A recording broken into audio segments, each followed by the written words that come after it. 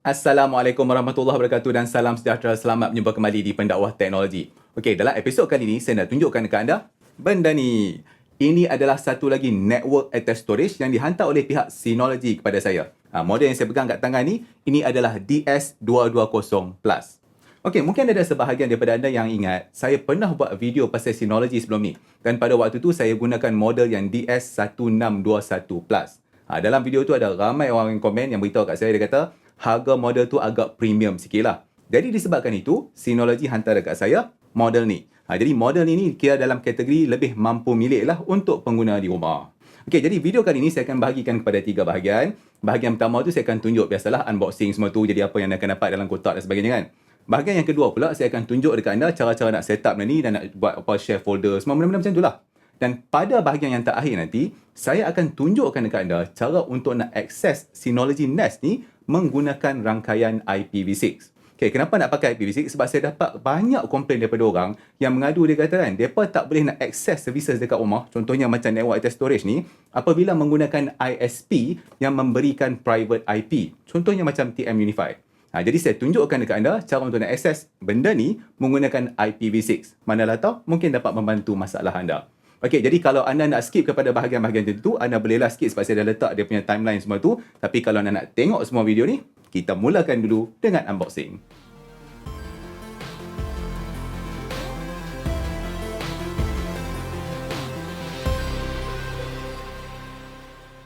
Bila anda membeli satu DS220 Plus ni, anda akan dapat kotak ni. Ni saya tunjuk dekat anda apa yang ada di dalam dia. Okay, pertama sekali anda akan dapat dia punya aksesori kabel-kabel semua. Inilah dia unit yang DS220 Plus tu. Okay, saya buka semua dululah untuk nak tunjuk dekat anda. Jadi inilah dia main unit untuk DiskStation DS220 Plus. Jadi sambil-sambil duk tunjuk dekat anda unboxing ni, mai saya cerita dia punya specification. CPU model yang digunakan adalah Intel Celeron J4025, di mana CPU frekuensi itu adalah 2.0 GHz untuk base frekuensi dan 2.9 GHz untuk burst frekuensi. Untuk sistem memori pula, dah ada 2GB DDR4 non-ECC RAM yang on board. Kemudian anda boleh tambah lagi 4GB untuk jadikan dia jumlah memori sebanyak 6GB maksimum. Unit ni ada 2 drive bay, yang mana dua-dua drive bay ni adalah hot swappable. Okey, daripada segi network pula, anda akan dapat 2 RJ45 port, yang mana setiap satu port tu adalah gigabit. Dari mana anda boleh configure untuk buat link aggregation ataupun failover support. Selain tu, unit ni ada 2 USB 3.2 generation 1 punya port dan anda juga akan dapat warranty selama 2 tahun. Macam saya kata tadi, anda boleh tambah lagi 4GB RAM. Jadi untuk nak tambah RAM, anda boleh masukkan dia dekat slot di sini. Untuk aksesori pula, anda akan dapat satu AC power adapter dan satu AC power cord. Kemudian anda juga akan diberikan 2 RJ45 LAN cable ni. Selain daripada itu, anda juga akan dapat skru ni untuk nak pasang hard disk dan sebagainya. Untuk hard disk pula, saya gunakan satu Toshiba Nest N300 ni. Okay, sebenarnya saya dapat hard disk daripada Synology juga, tapi saya dah gunakan kedua-dua hard disk tu dalam saya punya Synology Nest yang sebelum ni lah. Jadi saya terpaksa cari satu hard disk yang lain. Okey, jadi sekarang saya tunjukkan dekat anda cara untuk nak mount hard disk ni pada yang drive bay tu punya tray tu. Okey, jadi cara dia senang saja. Anda buka yang benda klip dekat tepi kiri kanan ni. Okey, dia ketat sikit, jadi anda kena tariklah klip ni sampai dia terbuka macam tu. Jadi bila saya kata benda ni ketat, saya tak melawak. Anda boleh tengok sini, nak kepak dia bawa keluar tu agak susah juga lah. Jadi anda kena gunakan tenaga sikit lah. Kalau anda pakai kuku macam ni, mungkin sakit sikit lah kuku tu kan. Okey, jadi anda kena buka kiri kanan tu sebelum anda boleh masukkan hard disk ke dalam drive bay tu. Ni, bila dah buka ni, dia akan jadi macam ni lah. Jadi hard disk tu nanti dia akan dikepitkan dekat dalam tu. Cara nak pasang hard disk ni senang je. Anda ambil hard disk ni, lepas tu anda letakkan dekat atas tray tu dan pastikannya lubang kiri kanan tu dia align macam ni. Okey, bila anda dah tekan dia elok, dah duduk rapat atas tray tu, anda ambil balik yang plastik kat tepi tu dan anda tekan.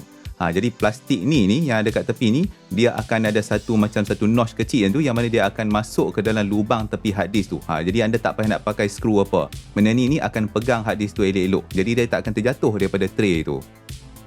Inilah dia toolless drive bay daripada Synology. Jadi senanglah kalau anda terpaksa ganti hard disk apa lepas ni kan. Okey, untuk nak masukkan hard disk ni ke dalam unit itu, senang saja. Anda slidekan drive tray tu masuk ke dalam unit tu punya slot tu. Okey, jadi kemudian anda tekan tu sampai dengar bunyi klip tu, dia bunyi ketak macam tu. Tu maksudnya dah rapat dah tu. Kalau anda nak keluarkan balik hard disk tu, anda cuma tekan klip dekat atas tu, lepas tu anda boleh tarik drive bay tu keluar. Senang sahaja. Untuk nak set up Synology ni sangatlah senang. Anda sambungkan dia kepada network anda menggunakan LAN cable. Lepas tu anda buka laptop anda, pastikan dalam network yang sama. Kemudian anda buka browser dan masukkan URL ni, find.synology.com. Jadi website ni akan cari unit Synology anda secara automatik. Memang sangat senang. Bila anda dah nampak unit Synology NAS anda tu, anda tekan butang connect dekat bawah tu. Kemudian bila dekat license agreement ni, anda agree je lah. Lepas tu tekan next. Sama juga privacy statement pun anda tekan continue. Dan tunggu dia load sekejap untuk nak teruskan setup. Ini anda dah boleh teruskan setup. Tekan dekat bawah tu lah setup. Ni dia beritahu dekat anda untuk install Disk Station Manager yang DSM tu. Anda tekan saja install now. Kemudian dia akan beritahu lah proses ni akan delete semua data dalam hard disk. Anda tekan je OK. Kemudian anda biarlah proses ni berjalan sampai habis. Proses untuk nak install Disk Station Manager tu mungkin makan masa sikit, tapi sekiranya tidak ada sebarang masalah, maka kemudian dia akan teruskan pula untuk nak install built-in packages. Jadi anda tunggu sekejap biar dia settle semua, kemudian anda akan ditunjuk skrin ni, Welcome to DSM 7.0. Jadi dekat sini anda bolehlah tekan butang Start.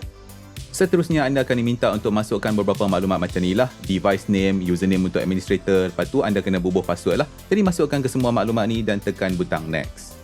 Kemudian dia akan tanya anda untuk nak enablekan automatic updates, anda tekan next lah, terima benda tu. Lepas tu untuk nak create Synology account ni, kita skip dulu buat masa sekarang ni. Okay, lepas tu untuk device analytics, anda tekan sajalah submit. Apabila semua dah selesai, anda akan dibawa ke Synology desktop ni. Bila anda dah nampak desktop ni, okay, semua dah okay dah lah tu. Sekarang kita akan teruskan pula untuk nak create storage pool dan juga volume. Jadi anda tekan dekat button create now tu. Seterusnya anda akan nampak skrin ni, anda tekan butang start tu. Lepas tu untuk rate type ni saya biar saja SHR, yang default dia tu dia ada beberapa option.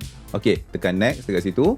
Kemudian dekat bahagian hard disk ni saya ada satu saja, pilih yang tu, lepas tu tekan next. Saya terskip satu benda. Ini untuk drive check, tak apalah, saya skip je ini, tekan next. Okey, untuk drive capacity ni anda kena pilih lah berapa saiz hard disk tu kan. Kalau anda nak pakai keseluruhan hard disk tu, dia ada satu button max kat tepi tu, tekan yang tu. Lepas tu tekan next. Okey, sekarang ni yang ni untuk file system, saya pilih dah default dia. Lepas tu kita tekan apply je lah. Dia akan beritahu lah yang ni akan delete semua hard disk tu. Anda teruskanlah proses tu. Bila proses tu dah selesai, anda akan dibawa ke page storage pool ni lah. Jadi anda boleh tengoklah maklumat storage anda di sini. Alright, sekarang kita akan configure shared folder pula. Tekan dekat file station ni. Dia akan beritahu dulu dekat anda yang belum ada shared folder. Jadi kita kena buat satu shared folder baru lah. Okey, jadi dekat sini anda boleh tulis lah nama, description dan sebagainya kan. Okey, jadi masukkan ni. Saya gunalah My Drive ni sebagai contoh. Okey, bila dah masukkan semua ni, anda tekan next. Lepas tu dia ni kalau anda nak buat encryption lah, saya tak mau buat lah, saya biar je. Yang saya next je lah. Ini semua basic information. Okay, sekarang ni dah sampai ke bahagian user permission. Okay, untuk admin tu saya bagilah read and write. Lepas tu administrator account saya pun saya bagi read and write. Untuk nak tunjuk dekat anda contoh ni dulu. Jadi itulah dia cara untuk nak buat share folder. Jadi ada satu share folder sekarang ni. Sekarang saya tunjuk dekat anda satu contoh untuk nak connect kepada share folder tu. Okay, saya pakai macOS. Jadi bila saya tekan command K atas keyboard tu, dia akan keluar connect to server ni kan. Jadi saya masukkan alamat IP NAS saya tu lah. Okay, jadi yang 192.168.0.8 ni kan. Sekarang dia akan minta username dengan password. So ini masukkanlah username password tu. So saya tadi pakai administrator kan. Masukkan password, lepas tu tekan connect. Untuk macOS ni akan keluarlah yang network drive tu dekat atas desktop. Jadi inilah dia saya punya share folder. Yang nama saya tadi tu kan, dan saya tulis nama My Drive tu kan. Inilah dia. Dulu ada orang pernah tanya saya, Synology NAS ni bising ke? Jadi untuk model ni saya gunakan noise level meter ni untuk nak tunjukkan kepada anda. Jadi saya akan buat read dan write punya test ni menggunakan Blackmagic Disk Speed Test punya aplikasi ni. Okay, untuk target drive ni saya akan pilih share folder dalam NAS tu. Tadi kan saya dah tambahkan satu share folder tu kan. Okay, saya buka yang saya punya My Drive ni. Okay, jadi folder ni akan digunakan untuk nak buat write dengan read test tu. Okay, nak buat test tu senang je. Tekan butang start tu dia akan terus buat test. Jadi sekarang dah boleh tengok dia tengah ada buat writing tu kan. Jadi writing tu dia punya kelajuan tu dalam lebih kurang 27 MB per second. Sebenarnya bila saya duduk dekat depan Synology NAS ni, saya tak dengar bunyi apa sangat pun. Tapi tak apa, saya tunjukkan dekat anda noise level meter ni supaya anda boleh tengok sendirilah kekuatan bunyi tu.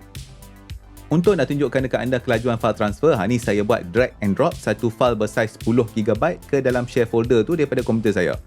Komputer saya ni bersambung secara Wi-Fi kepada network. Yang lepas tu NAS storage tu dia bersambung pakai LAN lah. Jadi anda tengok memang cepat, tak nampak apa sangat pun. Sekejap je untuk transfer 10GB punya file. Satu masalah yang saya dengar adalah apabila orang menggunakan telco seperti TM Unify. TM Unify sekarang ni kan bagi private IP kan. Jadi mereka kata Synology NAS ni tak boleh nak diakses. Jadi saya nak tunjuk dekat anda cara untuk nak gunakan alamat IPv6 untuk nak akses Synology anda daripada mana-mana. Okay, jadi anda pergi dekat bahagian network interface ni. Jadi contohnya untuk model ni dia ada dual LAN interface kan. Okay, saya tunjuk dekat anda yang alamat IP ni. Okey, jadi anda boleh cuba, first kali anda boleh cuba buat macam inilah. Anda copy dulu alamat IP ni untuk nak akses anda punya share folder tu. Okey, saya tunjuk cara nak akses menggunakan komputer secara biasa dulu. Alamat IPv6 yang ada pada Synology NAS ni adalah yang dia generate secara automatik melalui router advertisement yang dia dapat daripada wireless router TM Unify tu. Untuk nak akses shared folder anda melalui alamat IPv6, anda buka balik yang connect ke server tu. Macam saya pakai Mac kan, jadi saya tekan Command K tu, dia akan keluar balik macam ni. Okey, cuma bezanya untuk alamat IPv6 ni anda kena gunakan square bracket. Jadi saya tunjuk dekat anda tulis square bracket yang depan pemuka ni. Lepas tu pastekan alamat IPv6 anda, alamat Synology NAS tu, lepas tu tutupkan square bracket tu. Jadi sepatutnya nampak macam ni. Kemudian anda boleh tekanlah butang connect untuk connect, sama macam IPv4. Anda akan diminta untuk masukkan username dan juga password untuk nak akses share folder anda. Sama macam tadi, tak ada beza. Yang membezakannya sekarang ni adalah anda akan connect kepada Synology NAS anda tu menggunakan alamat IPv6. Jadi inilah dia shared folder yang ada dalam Synology NAS saya tu, yang saya buat awal-awal tadi tu kan. Jadi benda ni sama macam tadi, saya boleh tambah file, delete file, tak ada beza apa langsung. Yang membezakan hanyalah daripada segi akses saja. Kalau tadi saya akses pakai IPv4, yang ni saya gunakan IPv6. Jadi anda boleh akses share folder anda ni dari mana-mana saja asalkan anda ada sambungan IPv6.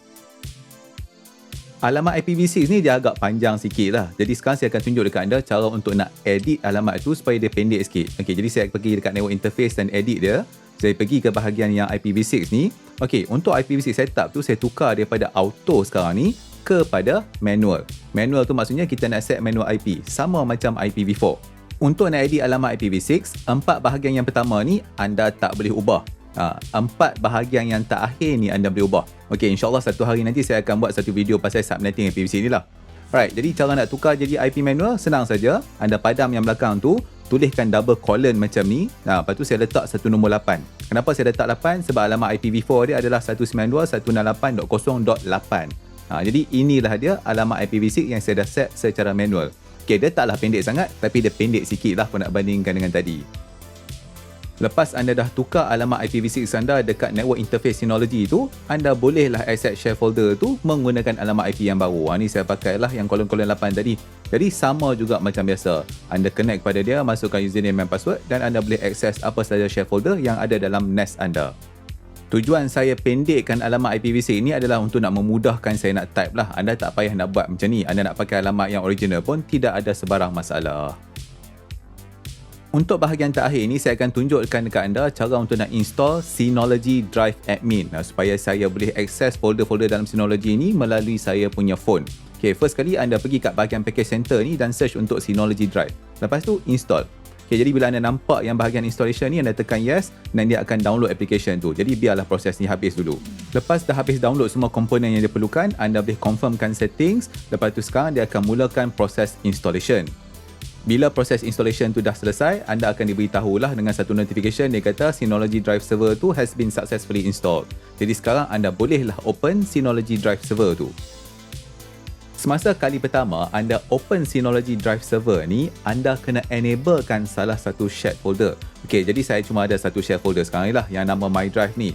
Okey, jadi saya tekan dekat My Drive tu, kemudian saya tekan butang enable dekat atas tu untuk nak enablekan folder ni dalam Synology Drive. Jadi saya bolehlah access folder ni dalam application Synology Drive dalam handphone saya nanti. Ini saya tunjukkan satu contoh bagaimana saya gunakan aplikasi Synology Drive dalam iOS ni untuk akses Synology saya menggunakan alamat IPv6. Cuma pastikan dalam handphone anda ada alamat IPv6 lah. Okey, sekarang saya akan kopikan satu file masuk ke dalam folder tu melalui desktop saya dan saya akan cuba akses file tu melalui aplikasi Drive dalam handphone saya ni. Alright, jadi tadi saya copy satu file screen recording yang .mov ke dalam folder tu. Jadi bila saya refresh balik saya punya My Drive ni, dah keluar dekat handphone saya yang .mov punya file tu kan. Jadi saya bolehlah nak play file tu ke, nak delete ke apa kan.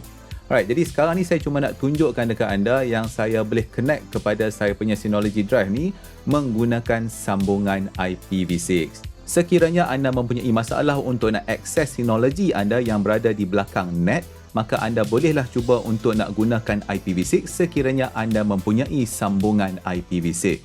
Alright, itulah dia video tentang Synology DS220 Plus ni. Jadi kalau anda nak tahu tentang configuration lain yang boleh dibuat dengan Synology ni, silalah rujuk video saya yang satu lagi tu. Okey, apapun saya nak ucapkan terima kasih kepada pihak Synology kerana sudi memberikan unit ni kepada saya.